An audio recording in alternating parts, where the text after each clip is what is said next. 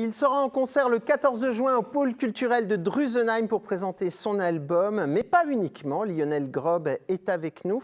Bonjour Lionel. Alors on vous avait reçu il y a quelque temps pour présenter cet album. On vous a reçu aussi pour un spectacle pour enfants. Ouais. Là, en concert, Lionel Grob ne s'interdit rien a priori. Non, que jamais.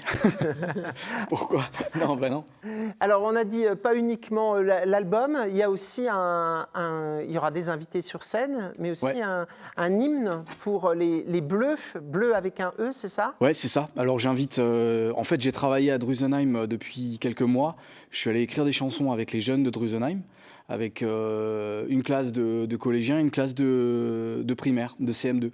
Et on a écrit des chansons, on a écrit 4 chansons ensemble.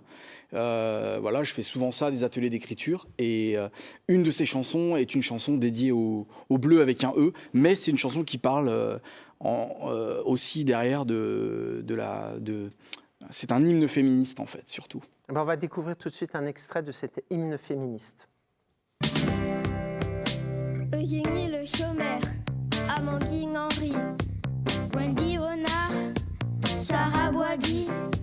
Est-ce que vous les connaissiez avant qu'on se mette à chanter? Pourtant elles font le même métier Que Kylian Mbappé. Allez les bleus, allez les bleus. Vous croyez que je parle d'eux, mais je vous parle d'elles, celles qui montrent les vraies.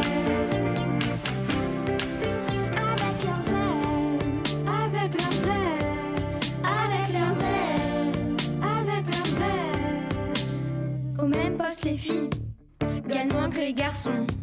Vous trouvez ça juste? on trouve ça juste Complètement idiot. Les hommes au boulot, les femmes au fourneau. C'est un truc idiot qui date des dinos. Allez les bleus, allez les bleus.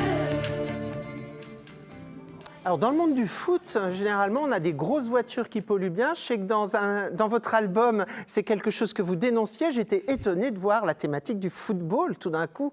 Moi, la thématique, c'est les enfants c'est les enfants qui ont envie de parler de... C'est eux qui ont choisi. C'est eux qui choisissent le thème, évidemment, de la chanson. C'est des choses qui leur sont chères. Et donc, on a envie de faire une chanson sur le foot. Ouais, d'accord. Mais voilà, c'était la Coupe du Monde féminine approchait. Donc, on s'est dit, pourquoi pas parler justement de la Coupe du Monde des féminines. Comment ça se passe, ces ateliers d'écriture? Vous leur demandez de donner des mots? Vous leur demandez de donner des idées? Comment ça se développe? En fait, ils donnent des thématiques et ensuite on travaille sur la thématique et sur des mots, des idées, effectivement.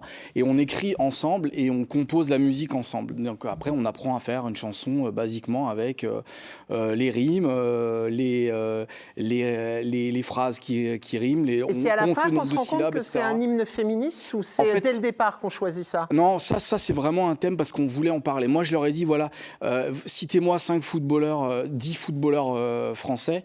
Ils pouvaient tous me le dire.